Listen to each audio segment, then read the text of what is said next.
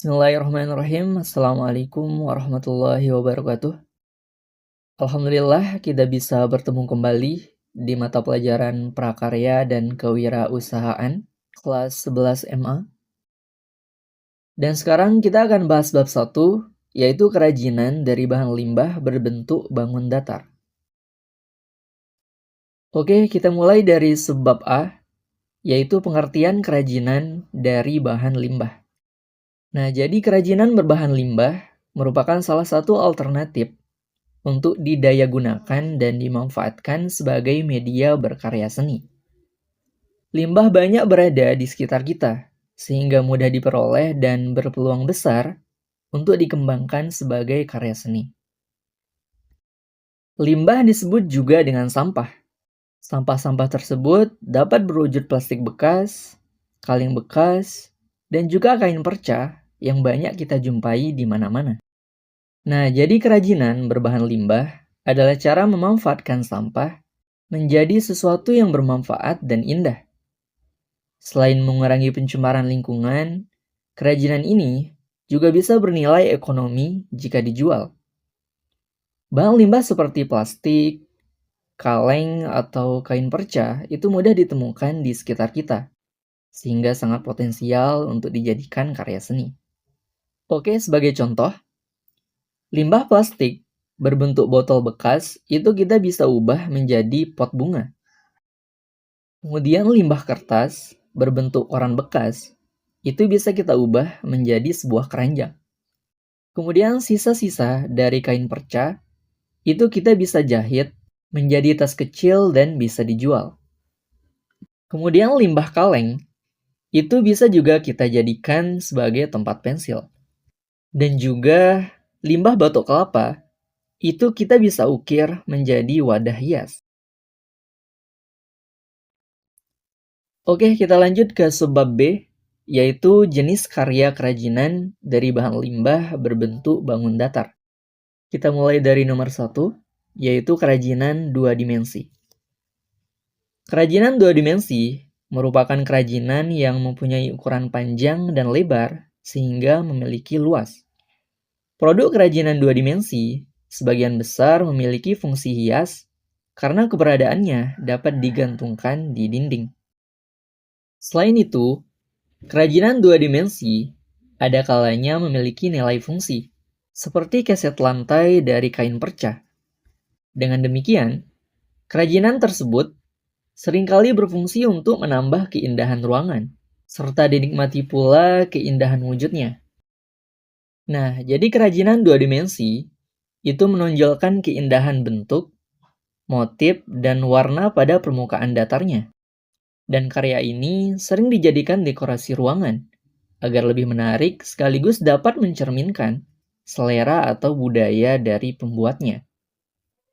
Sebagai contoh, nah jadi kerajinan 2 dimensi atau 2D itu mempunyai 2 fungsi. Fungsi yang pertama yaitu fungsi hiasan atau estetika, dan yang kedua adalah fungsi praktis atau yang bisa dipakai.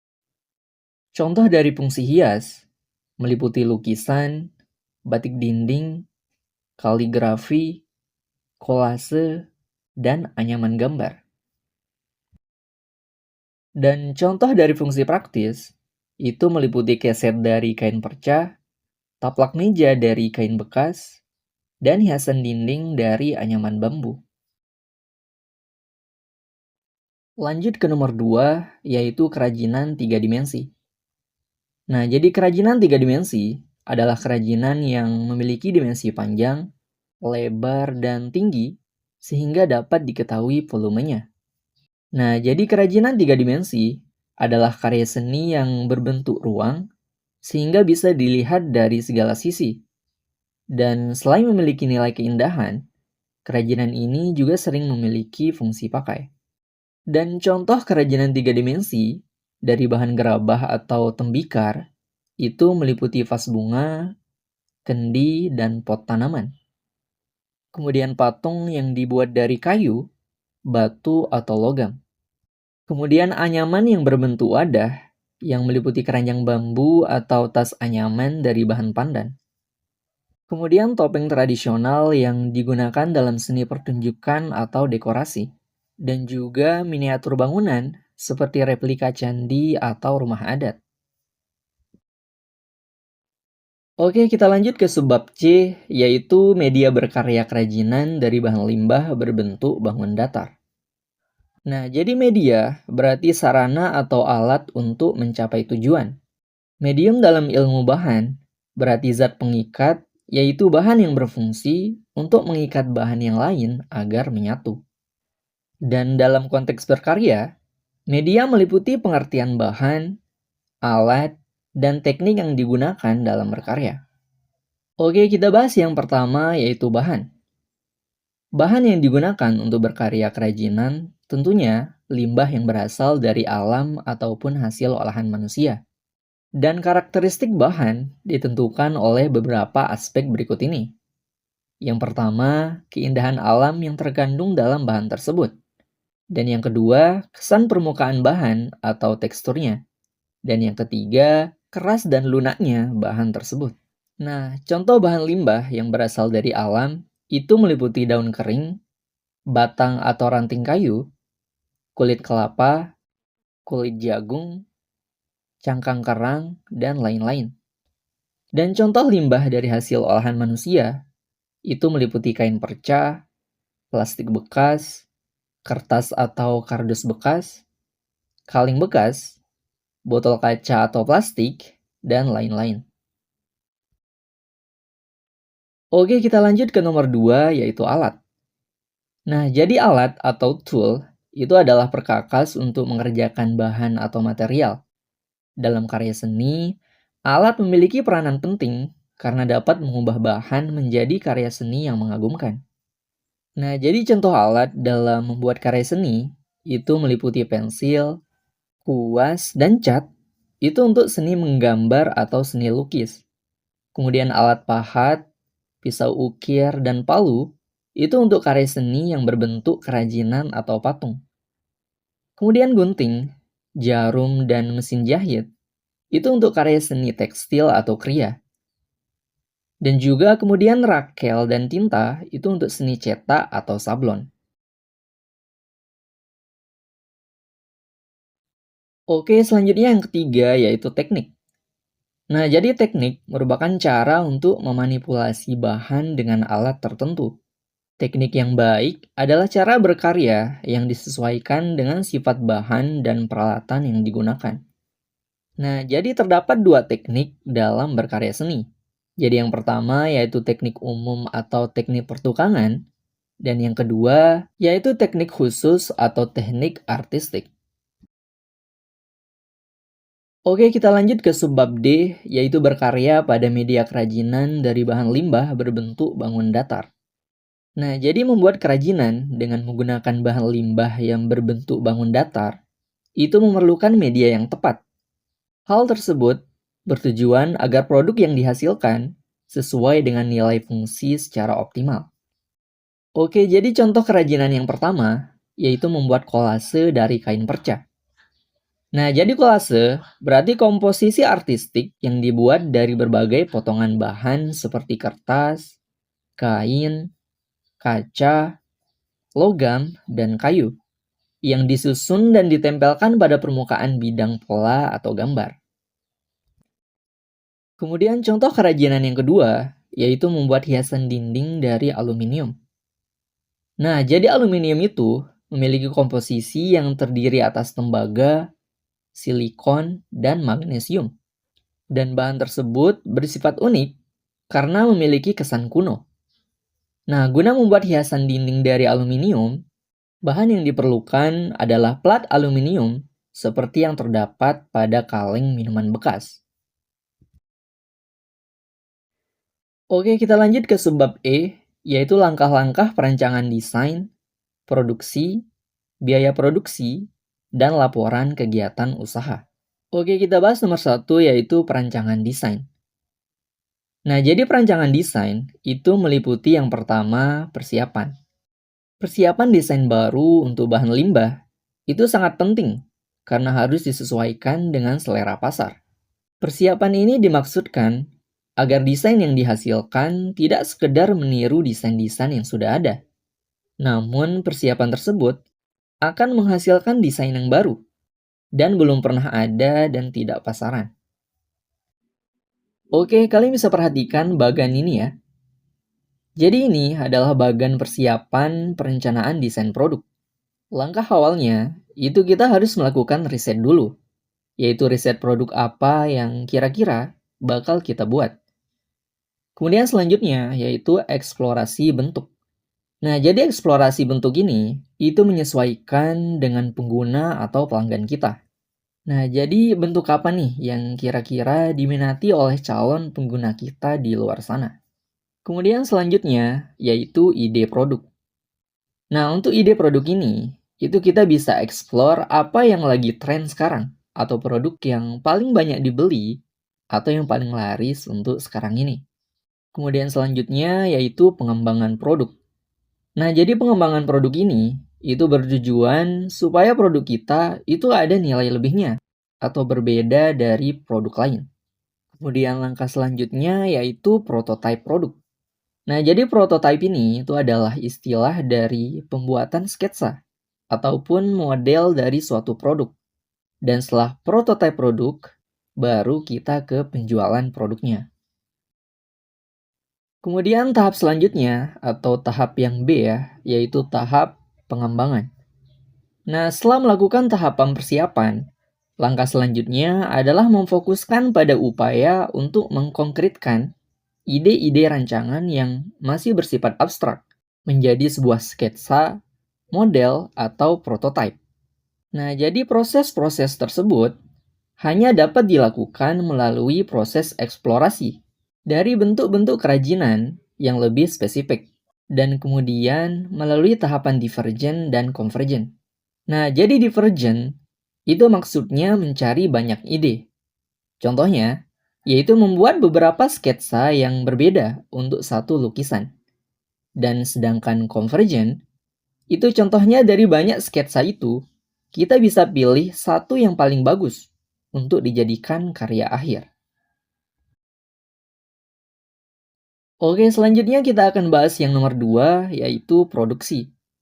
Nah, secara umum, pembuatan produksi kerajinan itu diawali dengan persiapan bahan baku dan komponen-komponen yang dibutuhkan sesuai dengan konsep yang diinginkan. Nah, jadi bahannya itu harus dalam kondisi yang siap dikerjakan, sesuai dengan alat dan fasilitas produknya. Dan hal tersebut dilakukan untuk pencegahan terjadinya kerusakan atau cacat produk yang tidak diinginkan. Kemudian selanjutnya nomor 3, yaitu biaya produksi. Nah, jadi biaya produksi adalah total biaya yang dikeluarkan oleh perajin, yang meliputi bahan baku, tenaga kerja, dan biaya tambahan atau overhead. Nah, jadi untuk biaya yang akan dikeluarkan, itu ada 3 macam ya. Yang pertama adalah biaya praproduksi atau biaya sebelum produksinya. Kemudian biaya yang kedua yaitu proses produksinya. Dan yang ketiga yaitu biaya produksi atau pasca produksi. Oke, dan yang terakhir adalah nomor 4, yaitu laporan keuangan.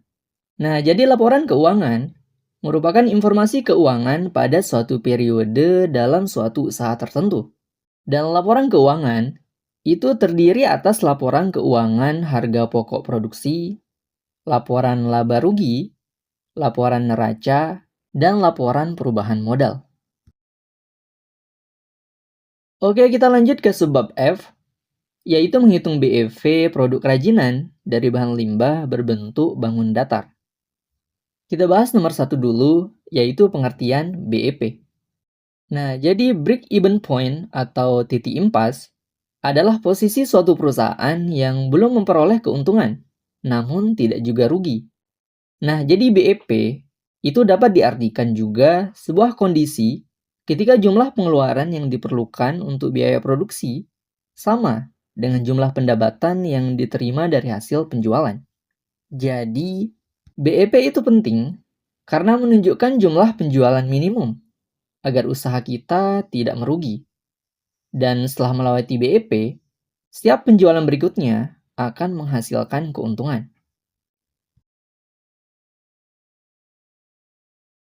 Oke, kita lanjut ke nomor 2, yaitu komponen BEP.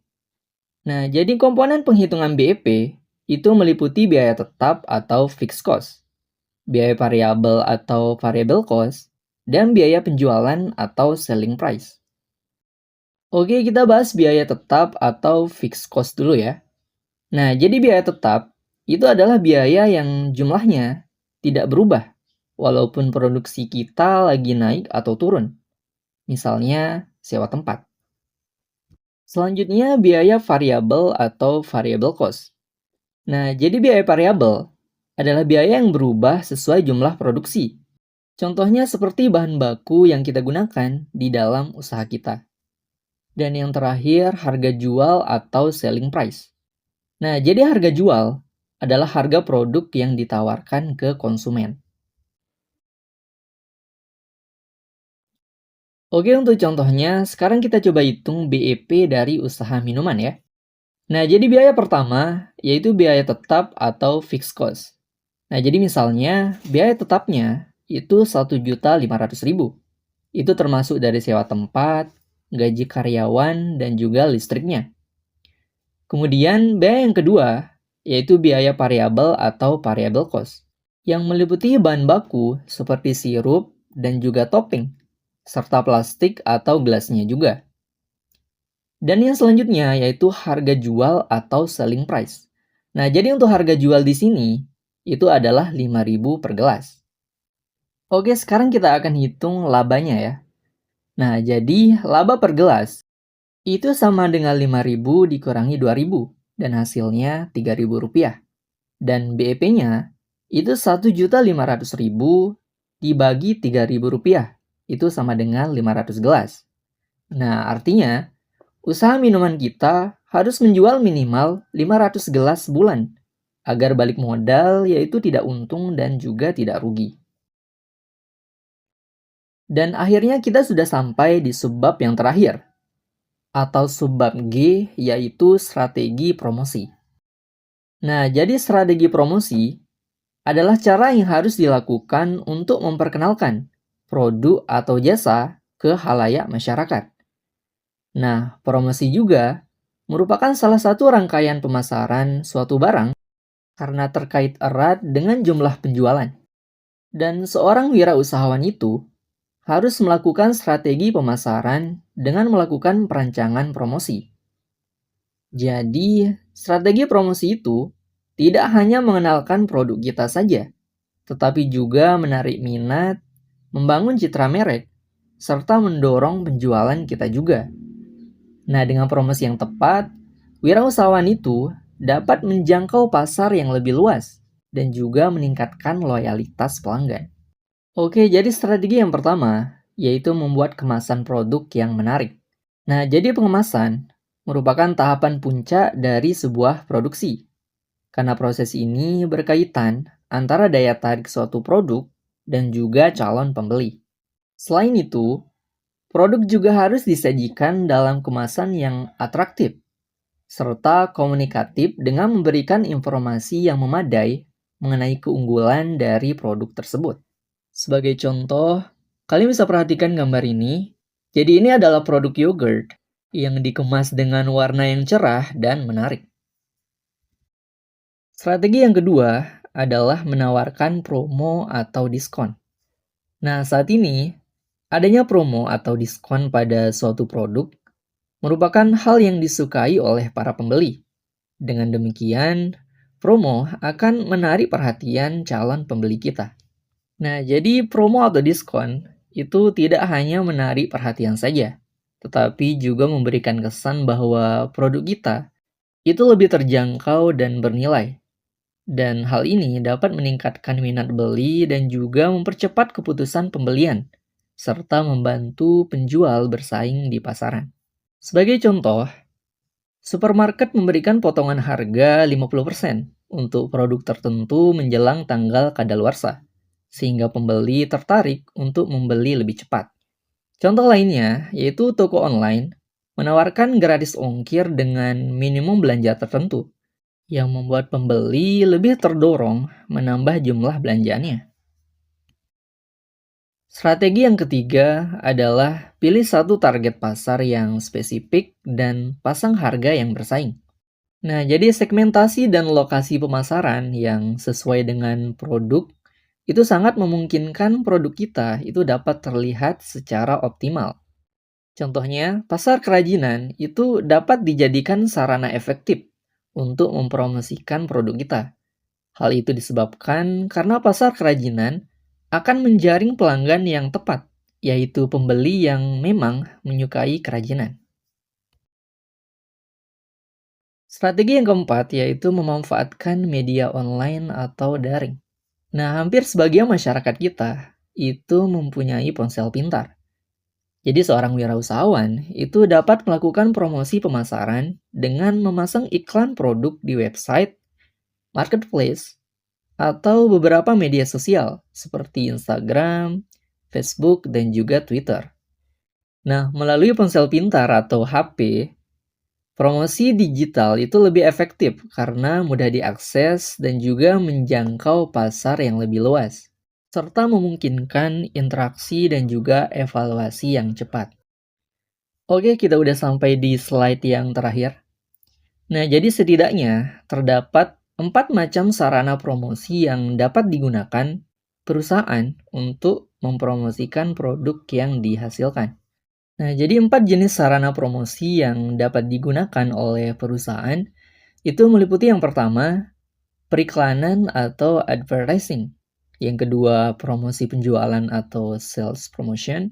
Yang ketiga, publisitas atau publicity. Dan yang keempat adalah penjualan pribadi atau personal selling. Oke, kita akan bahas satu-satu untuk contoh sarana promosi ini ya. Jadi yang pertama, contoh periklanan atau advertising. Nah, jadi sebuah perusahaan kosmetik itu menayangkan iklan di televisi dan media sosial dengan menampilkan keunggulan produk serta testimoni dari artis terkenal agar menarik perhatian dari calon pembeli. Kemudian contoh dari promosi penjualan atau sales promotion. Jadi sebuah supermarket mengadakan promo beli satu gratis satu untuk produk minuman ringan selama akhir pekan ini. Sehingga konsumen terdorong untuk membeli produk yang banyak dalam waktu yang terbatas. Kemudian contoh dari publisitas atau publicity, yaitu sebuah kafe viral di TikTok karena banyak pengunjung mengunggah pengalaman unik mereka, sehingga tanpa mengeluarkan biaya iklan, nama kafe tersebut tersebar luas dan menarik pelanggan baru. Dan juga contoh dari penjualan pribadi atau personal selling. Nah, jadi ada sales mobil itu menjelaskan secara langsung ke calon pembeli tentang fitur, harga, dan juga penawaran kredit. Bahkan memberikan kesempatan test drive juga agar pembeli tersebut lebih yakin dengan mobil yang akan dibeli.